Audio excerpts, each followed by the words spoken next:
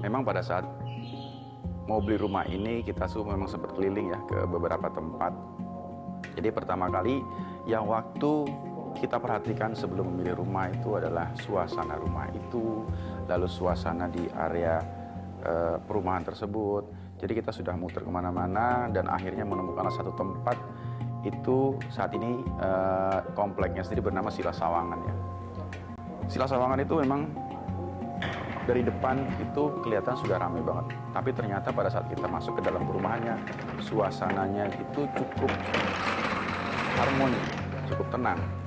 Nah, memang selama ini kita ya carinya yang seperti itu.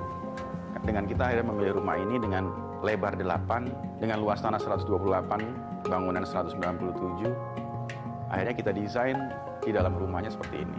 Kita berpikir tidak perlu renovasi lagi karena memang sudah cukup kompak ya.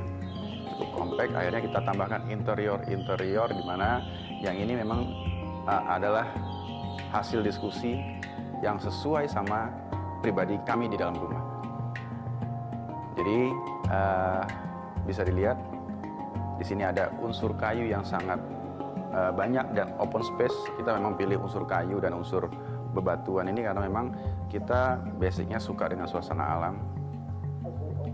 Kita ingin ketika pulang ke rumah merasakan di dalam rumah pun kita seperti menyatu dengan alam.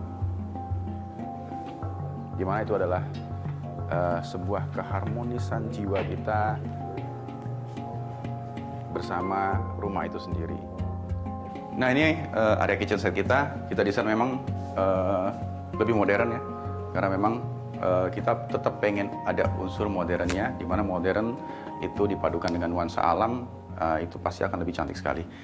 Karena memang istri permintaannya mau sedikit lebih modern dan open space, tetap ada area yang terbuka, supaya ketika dia nyuci piring, ini juga bisa dijadikan referensi bahwa ketika nyuci piring kita bermain sama air itu juga bagian dari healing, ditambah ada nuansa yang terbuka seperti ini, nuansa alam, dia melihat suasana alam, itu juga bisa dijadikan metode untuk healing ya. Jadi ketika masak, ketika nyuci piring, itu juga lebih akan hatinya lebih akan fun gitu ya.